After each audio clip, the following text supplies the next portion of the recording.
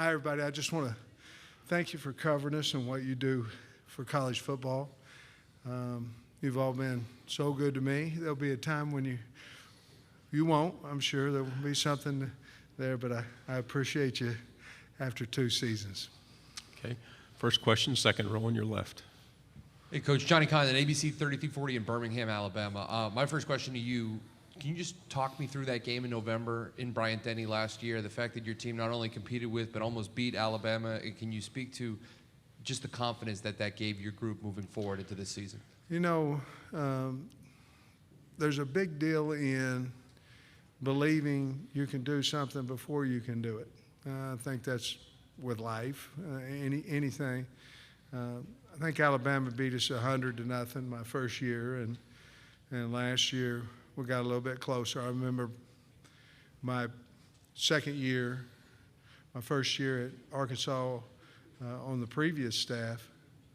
They had beat us about that like they did the first year. The second year they beat us 14-13 at our place, and it gave us a level of confidence, if there is such a thing, in a loss. And we don't play to lose. We're the University of Arkansas. We're not trying to lose anybody. But Alabama that night, it did give us a little bit of confidence that we can compete. And we'd already proven that because we'd beaten, I don't know, number 15, number 7, number 17, whatever it was, each week. I think we'd won 3 top 15 or top 20 games already that year. But to compete against University of Alabama is where we need to go to, and we got a little closer. Front row to your left. Hey, Coach. Jacques Doucet, WAFB TV in Baton Rouge. I wanted to ask you about a couple people at LSU. Brad Davis, who you coached. Yeah, I love him.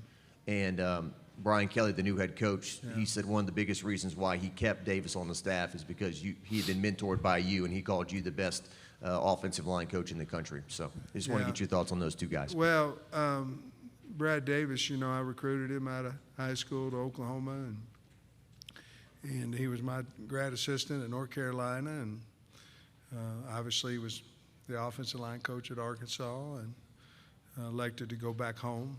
But he's a wonderful man, a wonderful family,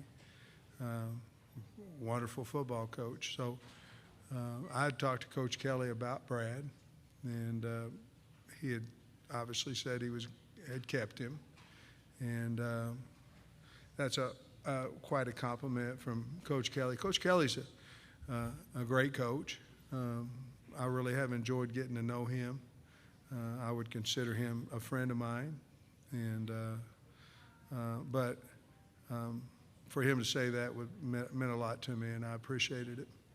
Coach, right side, third row. Tyler Shaw with KBTX and College Station. You know, your team took such a big leap forward last year. Do you feel like, moving forward, it's going to be any more difficult to keep that sustained success, knowing that you're not going to sneak up on anyone? Yeah, I think, I think it's going to be,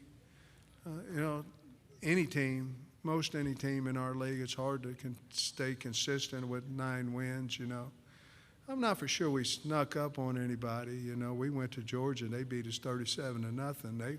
They kind of were ready for us. I think you just go compete, and I think in this league, I think everybody knows that you better play well no matter who, and it doesn't matter. I remember when we were at Georgia, we were playing some of the other teams that may not be quite as good as we were at the time, and you go in at half and you're either behind or it's a close game.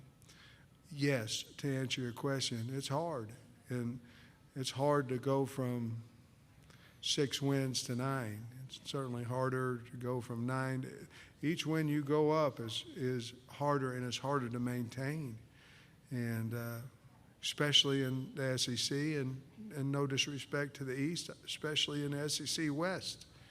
And then they had a college football playoff team and a BYU who's 21-4 over the last 2 years and been waiting to the top 20. You got yourself a schedule. So, listen, I love it at Arkansas. I'm not complaining one bit about it. We're the University of Arkansas. We'll go compete. But it's tough. To your right, fourth row. Hey, Sam, Dean Legge from Dog Post. Good to see you again. I wanted to ask you, were you surprised with the success Kirby had last season? And if you weren't, why do you think he'll have success winning in the future? Oh, no, no surprise to me. I mean, he got a great staff, works his tail off. He's at University of Georgia, which is, has a plentiful state of athletes. But you can have a plentiful state of athletes and not get them too, and he does. Obviously, he has great recruiters on his staff, tireless worker. No.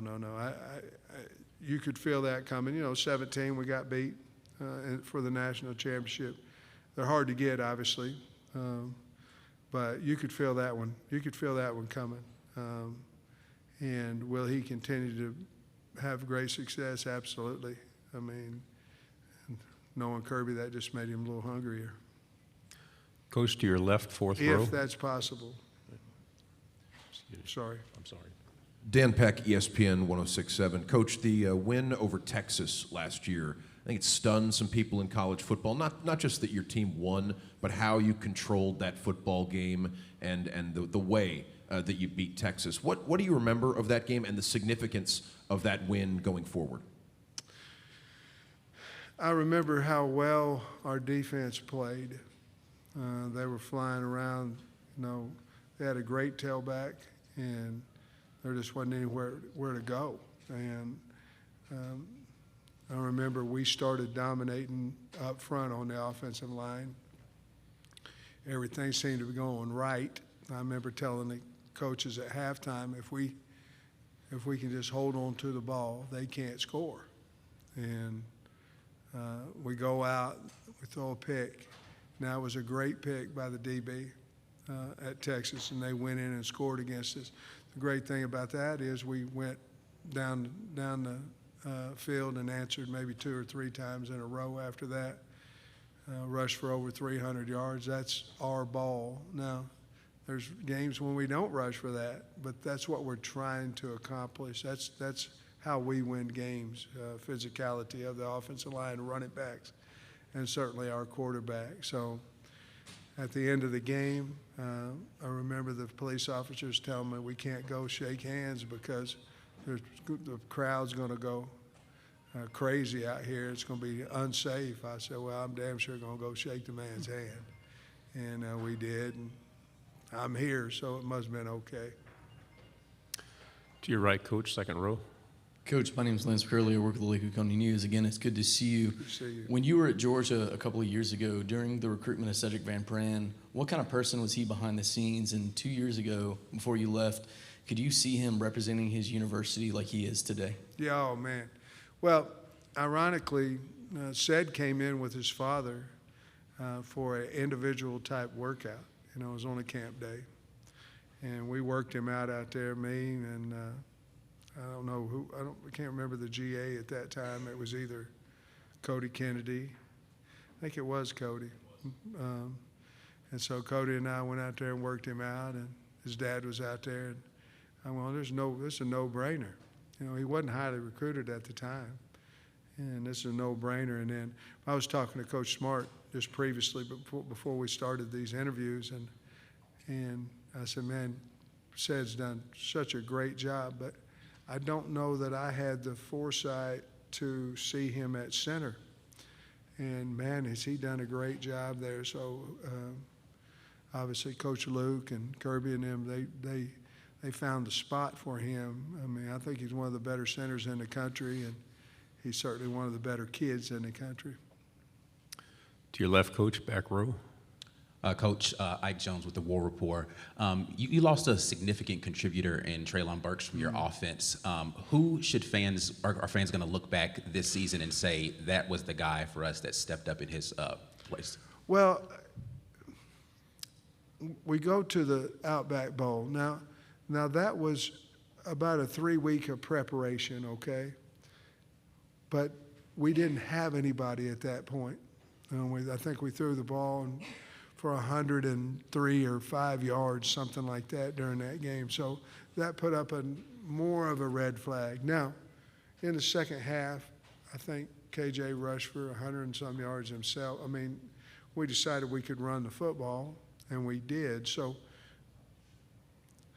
but it was scary early because we weren't getting open, and or we weren't seeing it, whatever the case may be. So I think to answer your question, it's going to be a little bit by committee. We obviously went and got Jaden Hazelwood out of Oklahoma, or he transferred over, however you say it. And Matt Landers is another portal guy. And then Keytron Jackson's a guy that's got to step up. Warren Thompson has to, We've got some young guys, Jaden Wilson, Bryce Stevens. Those are probably our top 6 guys, if I'm not forgetting somebody. But I think we got to kind of do it more by committee than, and I'm not saying one of those guys can't have a breakout season. I'm not saying that, but I think to replace a Burks, you got to do it with more than one guy. To your right, Coach, back row. Hey, Coach. Jamal Kennedy, WSFA 12 Sports in Montgomery, Alabama. 2 years ago, you guys traveled down to Auburn and lost that heartbreaking game there on the Plains. You returned to Auburn this year. What do you remember about that game, and what do you think about Jordan-Hare as a venue to play in? Well, it's incredible. I mean, when I was at Georgia, we were number 1 and went in there in a night game, and they beat us bad.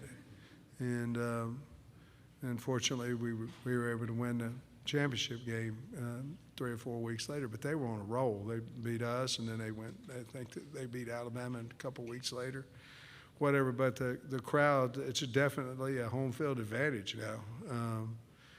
What I remember about the game, besides the obvious, was how we were competing. At that point, it was my third game as a head coach, and we hung well with Georgia for a half, and then ironically, that's when Stetson Bennett came in, and they beat us pretty good. And then next week we had went to Mississippi State and won. Then we're going to Auburn, and our team, the competitiveness of our team, I think we were down at half, and we kind of came on and made it very close there. I remember we went for a 2-point conversion early in the game, and we didn't make it, and that kind of put us in a catch-up situation. But we're looking forward to going back there. Coach Harson's a great coach, and I'm sure we haven't beat them, since I've been, we're 0-2, and certainly that's one of the games on our schedule that, it's after a bye week, and hopefully we'll be better prepared. Hopefully I'll do a better job than I have the first 2 years. We only have time for one final question. The gentleman in the back row. You know what? I'm going to Okay. All right. Hi. Jacob Goins, ESPN 106.7 in Auburn. Looking at your schedule in the SEC West every single year, there's tough games every single week. How do you keep your team fresh and ready every single week with such tough games in the SEC West? Well, I think it's about how you practice. I mean, we're a very physical practice team, but you can take care of your team. You can't really control what happens on Saturday. So you have to have them ready when they run out there on a Saturday. So we adjust practices as basically it's my feel on the team. And injuries has something to do with that. Heat has a lot to do with that. What time of the game you played. Were you on the road? You got in at 3 or 4 in the morning, whatever it may be. There's a lot of things that go into play with that, but you have to be very conscious that you have a football team of kids, and the bottom line is you want to win every single day, and you sure as hell want to win Saturday. And so you just have to figure it out as best you can. I'm still work in progress on that. Coach Pittman, thank you very much. Good job. Thank you. Thank you, everybody.